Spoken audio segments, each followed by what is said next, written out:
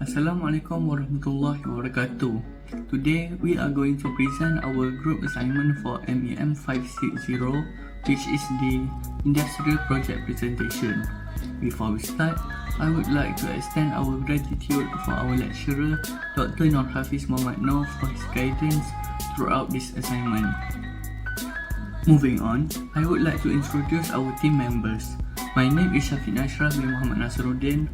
Next is Muhammad Fazilah bin Ahmad Nizam, Aimi Shahira binti Muhammad Suhaimi, Anissa Husna binti Azmi, and finally Azim bin Mustafa.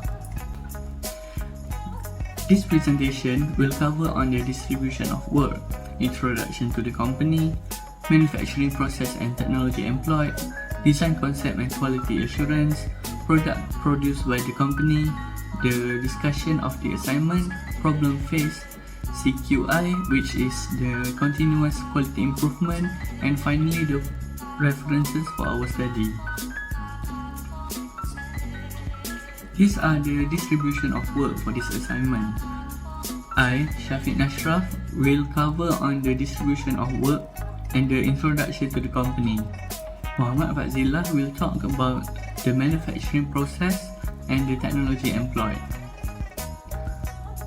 Next, Anissa will cover on the products manufactured by the company, and Azim Mustafa will walk through the problem faced, references, and proof of group work. Finally, Aimi Shahira will go through the discussions and the continuous quality improvement. We decided to choose a gear manufacturing company. Gear are one of the most important tools in our daily life. A lot of things uses gear to function properly. We have chosen Thrust Element Gear and Services Sdn Bhd as our subject for this study. Thrust Element is a company founded on 23rd of April 2004, and they are specialized in gear machining and gearbox servicing. Thrust Element Gear and Services Sdn Bhd is located in Klang, Selangor. They provide various services which includes gear machining and servicing, products delivery to their customers, and they also provide excellent after-sales service and warranty for their products. Assalamualaikum warahmatullahi wabarakatuh. My name is Muhammad Fazilah bin Ahmad Nizam, and I will continue this presentation, and I will talk about its manufacturing process and technology employed. So, as noted in the previous introduction, Thrust Element Gear and Service Sdn Bhd offers a wide range of services, especially those related to gears. For our research, we put a greater emphasis on how this company manufactures its product. Particularly, this company has all of the necessary manufacturing process for production. For technology, this business has the most up-to-date equipment. Now, I will talk about its design concept and quality assurance. A product or service compliance with predetermined specification is determined through a systematic procedure known as quality assurance, also known as QA. QA creates the standards for creating or producing dependable products. To make sure that their quality control system is in place and functioning properly, many businesses use ISO 9000. So what is ISO 9000?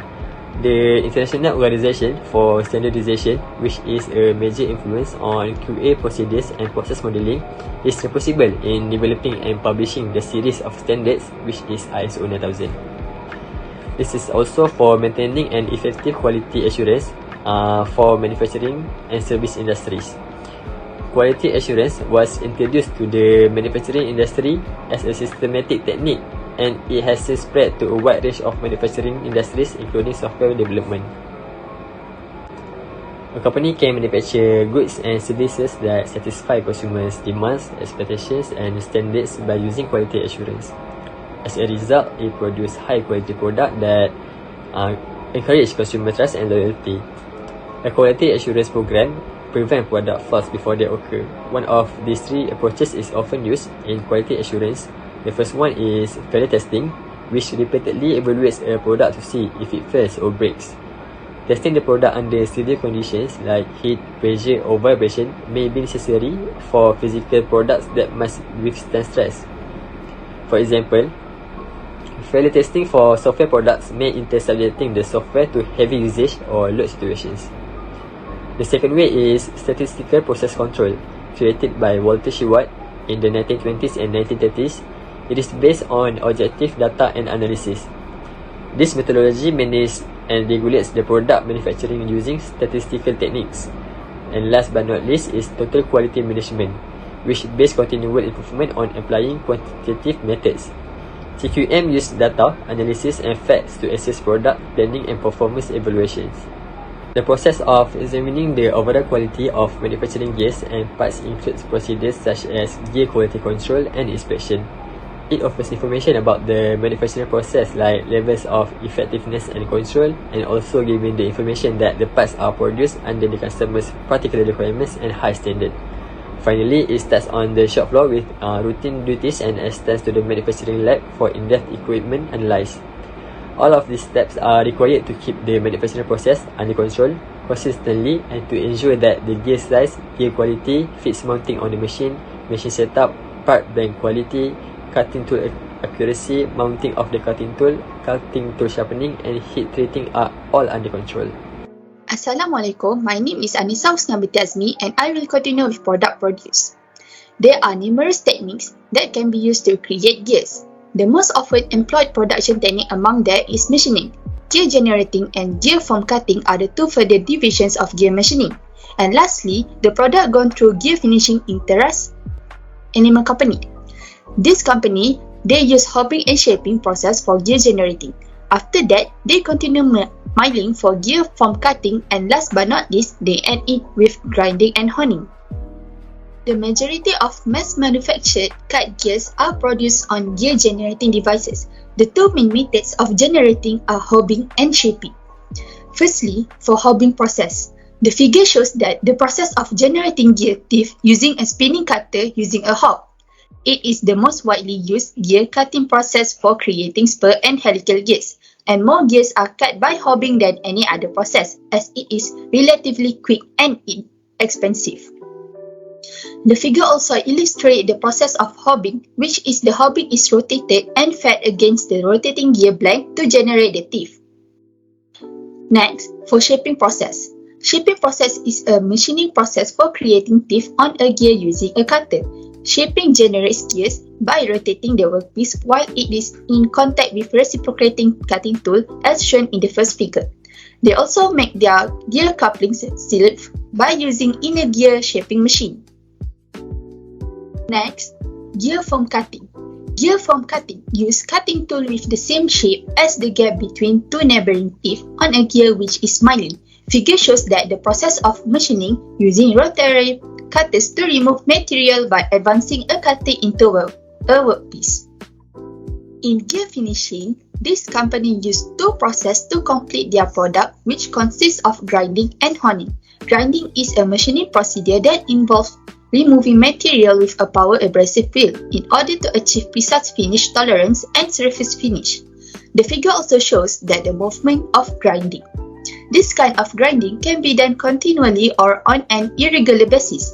Lastly, for honing, a cutting method that uses bonded grain. It improves a workpiece shape, dimensional accuracy, and surface quality while maintaining consistent surface contact with the tool.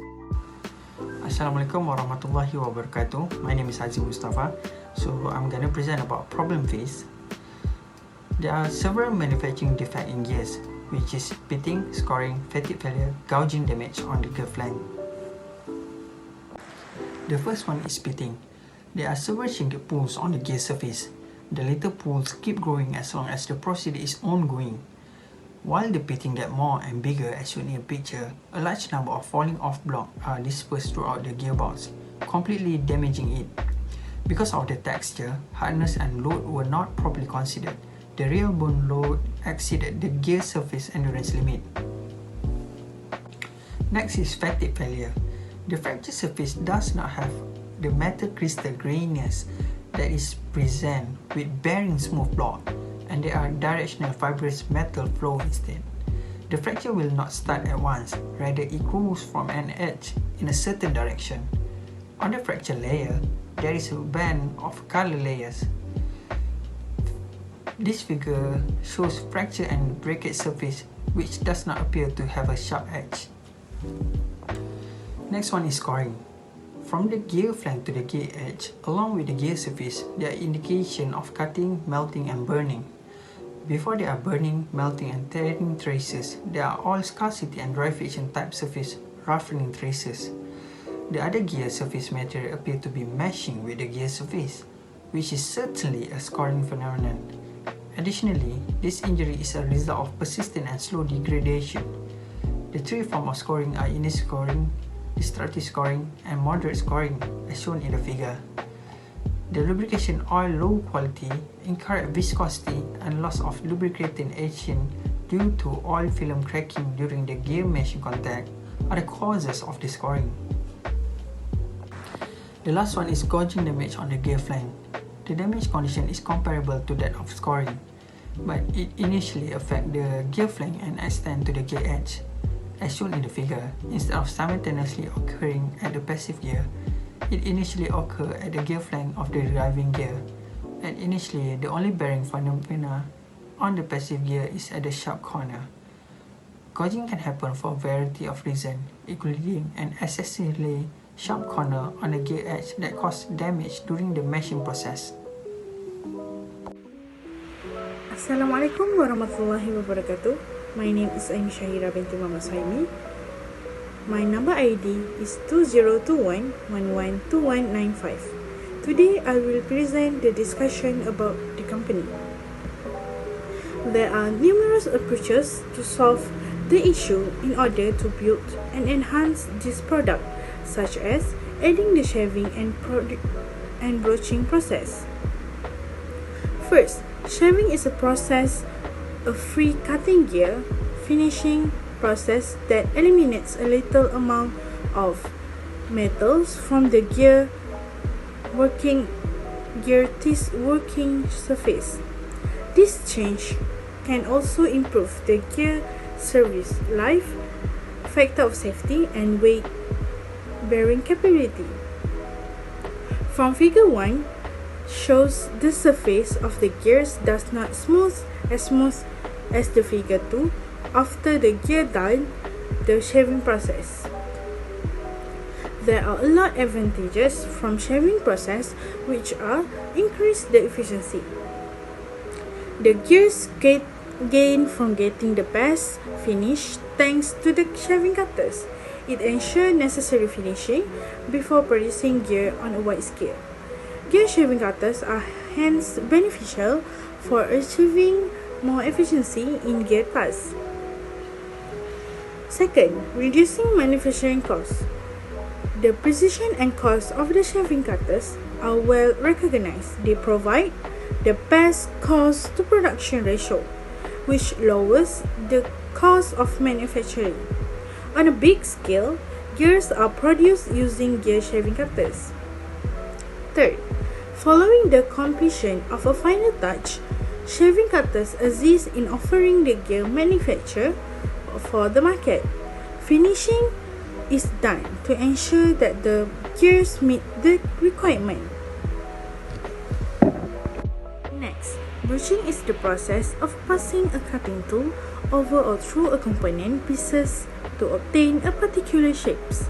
The broaching method may be used to cut helical teeth, spur teeth, involutes, gear, straight-sided splines, cam splines, and radius lobes to precise tolerance.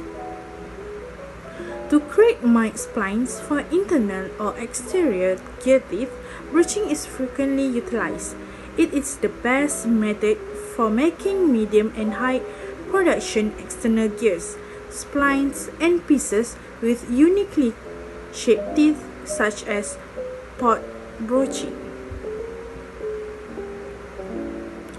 From the figure show the process of gear broaching for external operation. There are a lot of advantages from broaching gear process, which are: first, efficient. The complex shapes and slots may be efficiently made with broaching. Second, flexible. It is flexible method that may be used to make items out of a variety of materials. Third, high production rate. Because of the most of the surface finish is completed with a single approach. The procedure is quick. High performance and accurate. The performance and durability of the completed product can be enhanced by the clean, precise cut made by brushing. Lastly, easy to use. The machine can be operated by someone with less technical knowledge. Next, I will present continuous quality improvement. Based on the problem faced by the gear, there are several enhancements that can be improved the quality of the gear. Firstly, consider the depth of the hardening layers during heat treatment to provide an adequate hardening layer to maintain the gear surface strength. The first improvement can overcome pitting in gear. Pitting problem also can be improved by considering that the core material is low carbon soft tissues. Next, when overcome the fear failure by scoring, it is important to emphasizing the usage of applicable lubricant oil on gears. Re-evaluate the lubricant oil specification and use oil sample with high scoring index. There are several recommended lubricant oil that's suitable for helical gear, helical pump gear, input helical pinion, and ring gear. It is Carbol 320 or MEM560, Enclude 320, and Avalon 320. After that, increase the amount of lubricant oil that circulate and use forced lubricant. The consideration of lubricant oil's cooling system to lower the temperature rise of the lubricant is also important. It may occur in circumstances. Where the load is over larger, the oil temperature is too high, there is an excessive temperature rise, and there is insufficient cooling. Thirdly, apply quenching hardening and gears with a smooth surface, such as gear grinding to prevent gear fatigue failure. It may significantly enhance the effectiveness of fatigue resistant and rust resistant measures have great outcome on anti-fatigue. Replace the gears material to high stiffness raw steel, such as the GIS SNCM series. Moreover, check everything properly and avoid adopting gears with a rough surface, minute vanes, crazing outstretch. It also can be improved by redo the design of the gear, setting the permissible stress and the endurance the limit factor. Lastly, it's necessary to use the same number for the hobble cutter's standard pressure angle or the sharpening of a pair of gears in preventing gouging damage on gear flanks of gear. It is necessary to use the same number for the hobble cutter standard pressure angle or the sharpening of pair of gears in preventing gouging damage on gear flanks of gear. It is also important to perform semi-topping on the top edge of the passive gear to reduce striking at the point of the contact. The most true approach entails trimming the gear at the addendum to give it the trim gear form. The impact is also can be improved by adding topping in gear. On the whole, there are some suggestions that can be used in improvement of gears. Thank you.